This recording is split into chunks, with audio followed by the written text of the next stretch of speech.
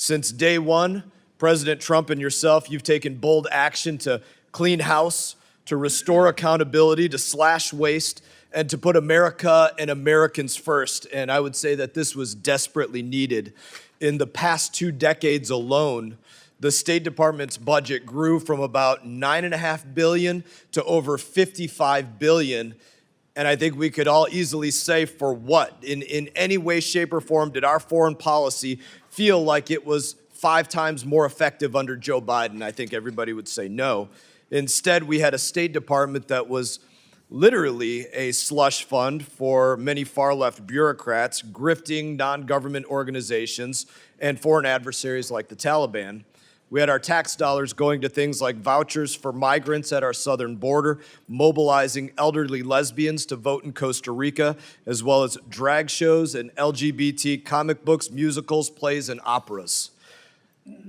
That stuff was not PEPFAR, to say the least. It didn't make America safer, it didn't make America stronger, it didn't bring other countries closer to us, and it didn't save lives. Now, many of my colleagues might think that canceling these programs creates an inroad for China.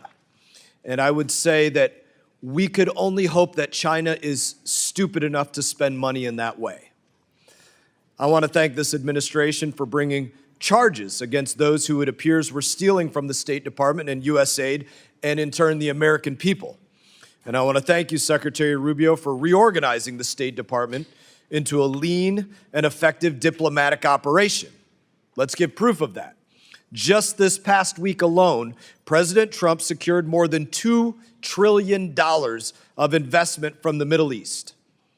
That is more than 10 times what Joe Biden secured from the Middle East during his entire 4 years in the White House, which is not entirely surprising considering under the Biden State Department, there was millions spent on programs like trans inclusion in Tunisia.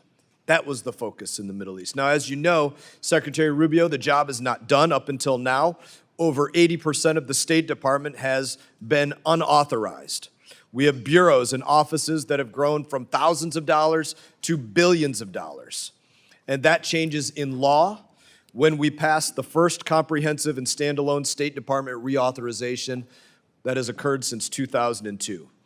I look forward to working with the members of this committee. I look forward to working with you, Secretary Rubio, and I look forward to working with Senator Risch moving forward to make sure that one thing and one thing alone takes place.